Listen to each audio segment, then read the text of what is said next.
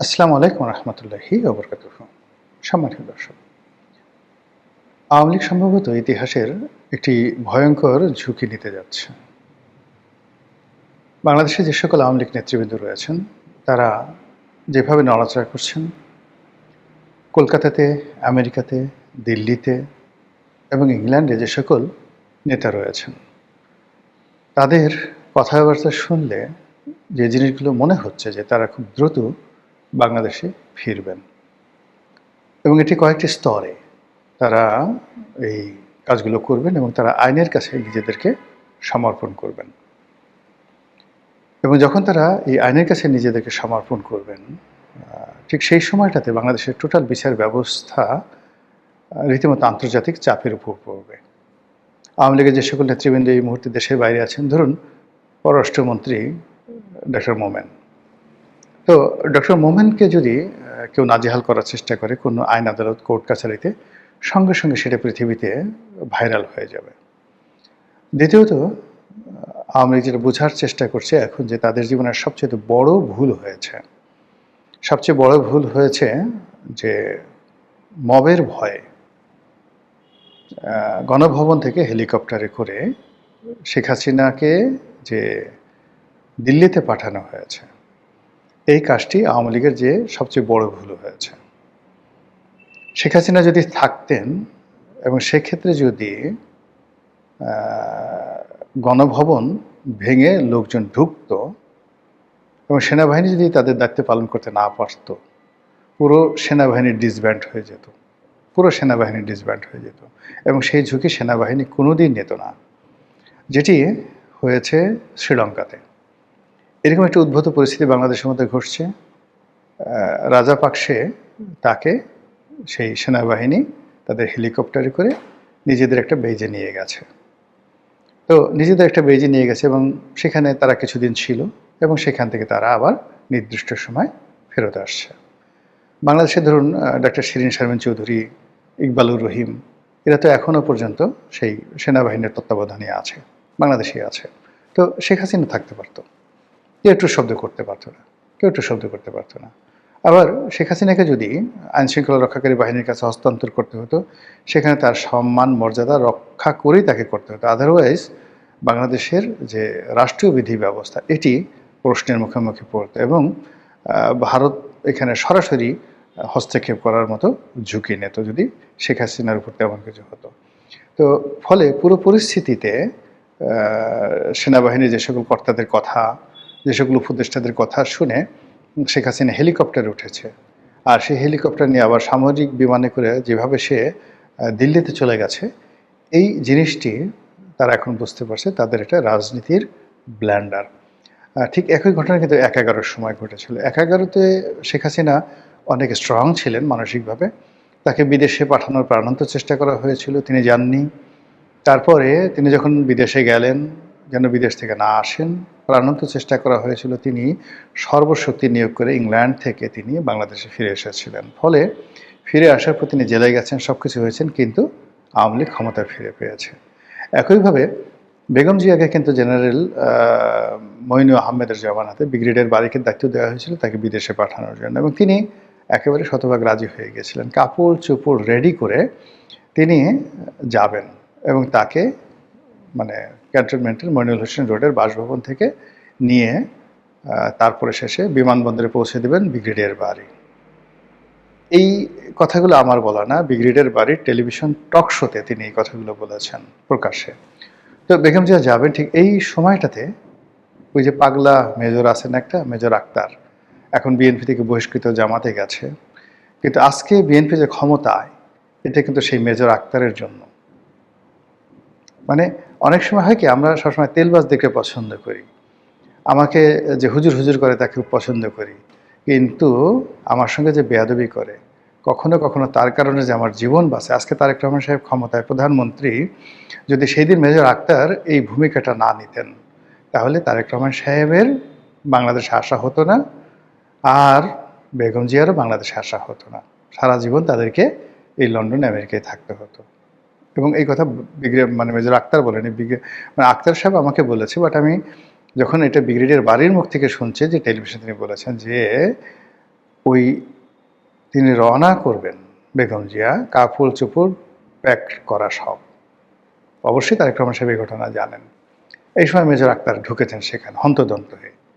ঢুকে তিনি এই অবস্থা দেখে তিনি অবাক হয়ে গেছেন। তিনি ম্যাডামকে বললেন যে, ম্যাডাম কি শুরু করছেন আপনি?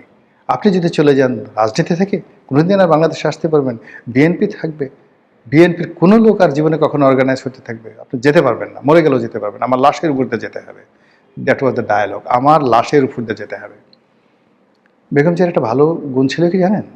এই বেগম জিয়া মেজর আক্তারদের মতো লোকদেরকে তিনি শুনতেন। কর্নেল অলির মতো লোকদেরকে, যারা মানে বিএনপির এখন যারা নেতৃত্ব, তাদের দৃষ্টিতে বেয়াদব, অকৃতজ্ঞ, কিন্তু এই কর্নেল অলির সাথেই বেগম জিয়ার সবচেয়ে বিশ্বস্ত সম্পর্ক ছিল। এই সাইফুর রহমানের সাথে বেগম জিয়ার সেই সম্পর্ক ছিল। তিনি এই কথাগুলো শুনতেন। তো শোনার ফলে কি হলো, সেই যাকে বলা হয় বেগম জিয়া থেকে গেলেন, নতুন ইতিহাস রচিত হলো, 1/11 হলো। এবং ওই যে তিনি 1/11-এর সময় যে টিকে গেলেন, এরপর তাকে আবার বিদেশে পাঠানোর জন্য শেখ হাসিনা কত চেষ্টা করেছে। তিনি যদি বিদেশে যেতেন, তাকে জেলে যেতে হতো না। তিনি বিদেশে যান নাই, তিনি জেলে গেছেন। জেল থেকেও তাকে আবার বিদেশে পাঠানোর জন্য প্রস্তাব দেওয়া হয়েছিল, তাও যাননি। ফলে বেগম জিয়ার জেল, দেশে থাকা, এমনকি তার মৃত্যু, এই যে তার যে বিয়োগাত্মক মৃত্যু, এই মৃত্যুই আজ তারেক রহমান সাহেবকে ক্ষমতায় বসিয়েছে। শুরুটা কোত্থেকে হয়েছিল? বেগম জিয়ার না যাওয়ার সিদ্ধান্ত। আর সেই না যাওয়ার সিদ্ধান্ত কে দিয়েছিলেন? জামাত নেতা, এখনকার জামাত নেতা, সেই পাগলা মেজর আক্তার। বিএনপি যদি ন্যূনতম তাদের কৃতজ্ঞতা বোধ থাকতো, তাহলে এই মানুষগুলোকে তারা কখনোই দল থেকে তাড়াতো না। বোঝার চেষ্টা করুন।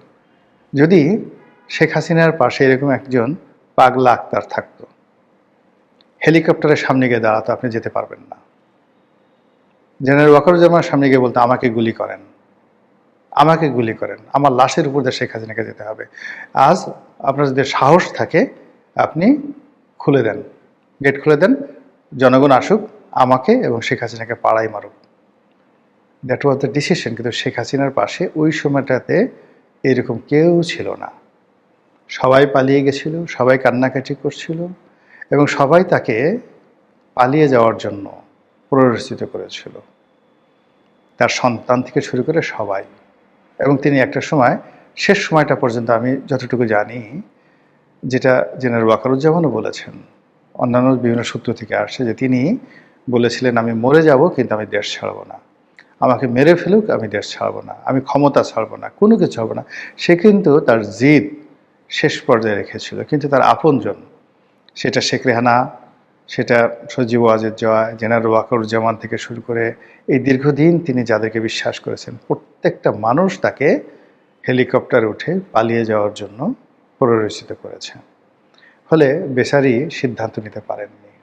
আর এখন এমন একটা জায়গা থেকে মাইনকার সিপায় পড়ে গেছেন যে ওখান থেকে রাতারাতি তিনি যে ফিরে আসবেন, সিদ্ধান্তটা তার একার নয়। তারেক রহমান সাহেব যেভাবে লন্ডনে ছিলেন, তার ফিরে আসার সিদ্ধান্তটা একার নয়। তদ্রূপ এই যে এখন তিনি যে দেশের বাইরে আছেন, সেখান থেকে ফিরে আসাটাও শেখ হাসিনার একার সিদ্ধান্ত নয়। তো এই জন্য তিনি তার যারা নেতাকর্মী, যারা সাহসী, তাদের সঙ্গে তিনি কথাবার্তা বলছেন এবং সবাইকে বলছেন যে তোমরা আত্মসমর্পণ করো, যে যার মতো করে জেলে যাও যদি রাজনীতি করতে চাও।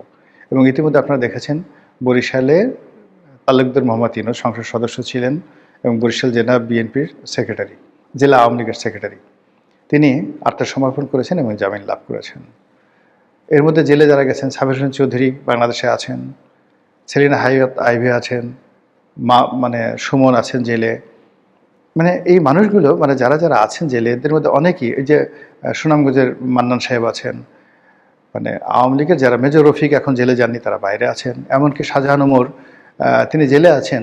এই মানুষগুলো না যদি রাস্তায় বের হয়, এরা সবাই সাহসী, এরা সবাই রাজনীতিতে পোড় খাওয়া, এবং এরা আওয়ামী লীগকে সুসংগঠিত করতে পারবে। তার সঙ্গে যদি বাইরে থেকে যারা আছেন, যেমন মহিবুল হাসান চৌধুরী আছেন, এনামুল হক শামীম আছেন, ইকবালুর রহিম তো ক্যান্টনমেন্টে আছেন, হয়তো সম্ভবত, আমি জানি না, শিরিন শারমিন চৌধুরীর সাথে তিনিও আছেন, শিরিন শারমিন চৌধুরী আছেন।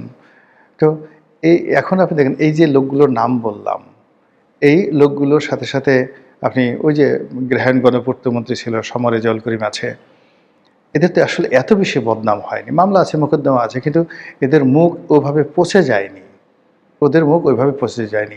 ওই যে আমাদের পররাষ্ট্রমন্ত্রী ছিলেন সেই আবুল মাল্লা আব্দুল মুহিত সাহেবের যে ছোট ভাই ডক্টর মোমেন, তিনি আছেন, এরকম অনেকে আছেন যাদের আন্তর্জাতিক ফেজ আছে, ভ্যালু আছে, সততা আছে, জুলুম করেননি, অন্যায় করেননি, ঘুষ করেননি, দুর্নীতি করেননি, পরিস্থিতির কারণে তারা দেশের বাইরে আছেন। ওই যে আলাউদ্দিন নাছিম আছেন, একসময় মানে শেখ হাসিনার খুব কাছের লোক ছিলেন, ছাত্রলীগের চিটং বিশ্ববিদ্যালয়ের সভাপতি ছিলেন।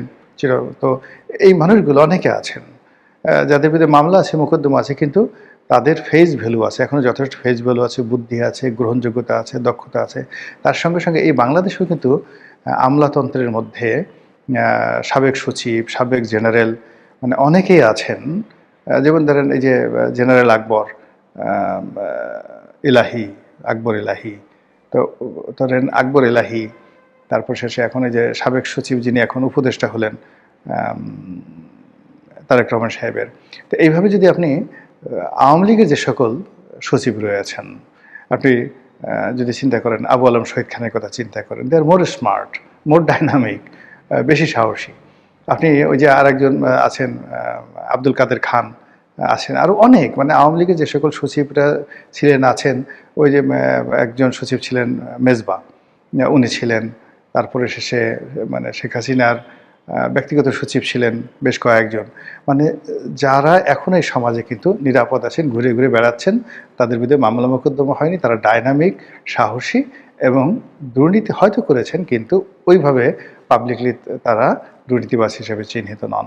তো তাদের সামরিক বাহিনী, এমনকি জেনারেল আজিজ আছেন, এ তো এখন সরাসরি জেনারেল আজিজ, আপনি জেনারেল আজিজ যে কি পরিমাণ বুদ্ধিমান, কি পরিমাণ ডাইনামিক, তারা হয়তো আপনি ক্ষমতায় ছিলেন, কথাবার্তা বলে না, কিন্তু যারা তার সাথে কাজ করেছেন, তিনি যে পরিমাণ ডেসপারেট, যে পরিমাণ সিদ্ধান্ত নেওয়ার ক্ষমতা তার আছে, তো এবং মানে সেই দিক থেকে যদি তিনি রাজনীতিতে আসেন, আওয়ামী লীগের রাজনীতিতে আসেন, আপনি পুরো চাঁদপুর বেল্ট এখন যারা বিএনপির লোকজন আছে, মানে সবাই ধুম দেখবে। মুফাসিল হোসেন চৌধুরী মায়া আছেন, এরা তো পরীক্ষিত, মানে রাজপথে পরীক্ষিত যারা লোকজন রয়েছেন। তারপরে নানক বলেন, বাহাউদ্দিন নাসিম সাহেব বলেন, মানে এদের যত কিছুই বলেন না কেন, এদের যে পলিটিক্যাল হেরিটেজ আছে, পলিটিক্যাল যোগ্যতা আছে, এই পলিটিক্যাল যোগ্যতা অন্য রাজনৈতিক দলের এই পর্যায়ের এত নেতা কর্মী নাই।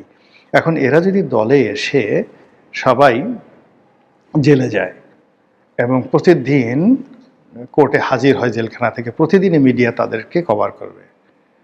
এখন ধরেন সালমান জেকবের আসছে, বা তারপরে আনিসুল হক জেকবের কোর্ট থেকে আনা হচ্ছে, শাহজাহান খানকে আনা হচ্ছে, মিডিয়াকে আপনি ফেরাতে পারছেন?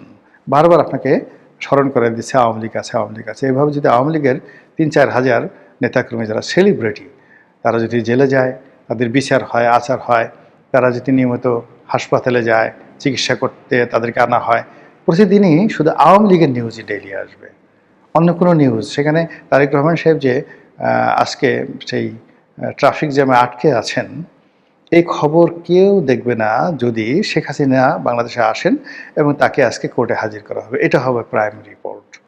তো সেক্ষেত্রে এই নেতাদেরকে ধাপে ধাপে আত্মসমর্পণ করিয়ে শেখ হাসিনা নিজেও ভারতকে রাজি খুশি করিয়ে এই মানে আইন আদালতের কাছে আত্মসমর্পণ করার জন্য তিনি যে সিদ্ধান্ত নিয়েছেন, এবং সেটা যদি তিনি বাস্তবায়ন করতে পারেন, যেটা আমি শুনেছি, তাহলে বাংলাদেশে যে কী হবে রাজনীতির সমস্ত হিসাবগুলো উল্টে যাবে।